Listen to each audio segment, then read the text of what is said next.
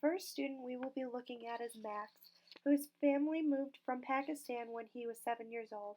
He's been in the United States for 4 years and speaks fluent English, although he admits that he is most comfortable speaking Arabic, which is the language most frequently spoken at home. According to Max's teacher, he is reading at a sixth grade level, which is not that uncommon for the remedial English class that he is placed in. Max admits that he is not a big fan of reading or writing, but he does occasionally enjoy any books with action involved or books that are the intent is to scare the readers, as well as comic books because according to him, half of them are pictures, so it's not really reading. Max is least enthusiastic about school when it comes to history class, which he claims is because the concepts are outdated. However, Max claims he does make an effort to keep up with the homework and readings. When he stumbles upon a word within scholastic readings, he has several strategies to understand that word. They include asking a teacher, friend, or classroom helper, sounding out the words, or skipping over the hard words and then trying to come back to the word once the rest of the sentence or paragraph is read and using context clues. Outside of school, Max is not much of a reader, but he does confess to social forms of writing, such as texting or tweeting on Twitter. The next eighth grader is Jackson, whose family has recently moved to the United States within the year from Paris, France. Similar to Max, Jackson is most comfortable speaking the language that is used at home, which in his circumstance is French.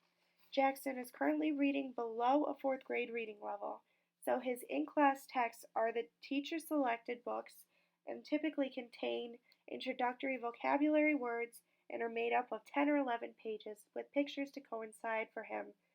He likes reading the short books that his teacher provides for him to read in class because he finds that they challenge him while simultaneously building up his confidence in reading. Jackson usually reads his books out loud to a teacher or classroom assistant so that he can ask what certain words are along with their meanings if he is unsure. Jackson is also not a fan of history like his classmate Max because he admits to struggling with the larger vocab. He also doesn't like science because he finds it too technical and lacking emotion to relate to. However, when he finds words or phrases that he struggles with, Jackson will seek assistance from a teacher or friend, occasionally even the Google search engine. Jackson is more comfortable writing out his questions on a piece of paper rather than asking them verbally, as he tends to struggle with pronunciation and has a more extensive vocabulary when he can see the words he is thinking of in his mind in front of him. Jackson's confidence in writing transfers to his leisurely activities outside of school as he likes to write out raps with his cousin. He typically writes his lyrics in French, although he claims that he has been trying to become more advanced within the English language, so he occasionally writes raps in English with the help of his cousin.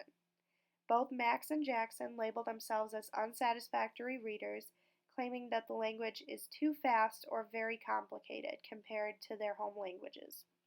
Both students did not want to consider themselves proficient in school until it was asked how they thought of themselves as students within a school setting that spoke Arabic or French, respectively.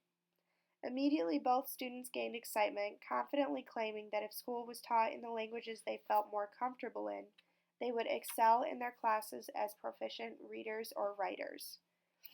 However, both students work hard within their English setting classroom to promote their literacy experiences and to gain a better understanding of the English language.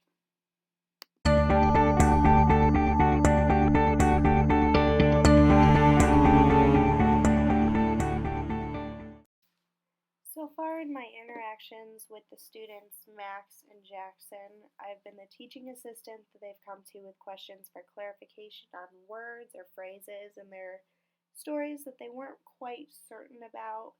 They've read to me and I've sat with them as they've taken tests just so that they can ask more specifically what the question they're being prompted with is asking.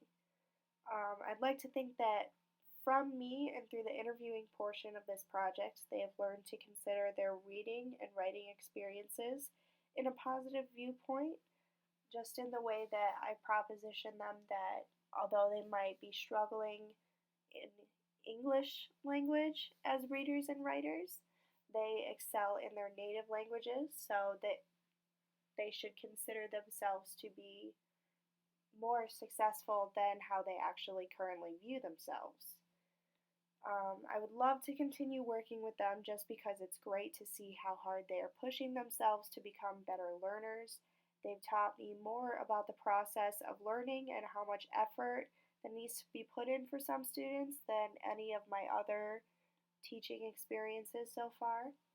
If I was the mentor teacher that I'm currently working with now, for the most part, I would continue with how the accommodations for the literacy learners are functioning just because they get to read independently on their own and seek out help when they feel that they need it, and it helps them to get more comfortable with seeking out help and with the fact that they are regarded as independent readers, they appear to respect her more. One thing that I would change is that they would be able to interact more with their students within literacy contexts just because they're so separated from what the other students are doing sometimes that it's obvious that they're a little discouraged that they're on a separate level. But other than that, the students have been great to work with. The mentor teacher has been a great role model as far as accommodating students that are struggling in the literacy learning. And it's just been a great experience so far.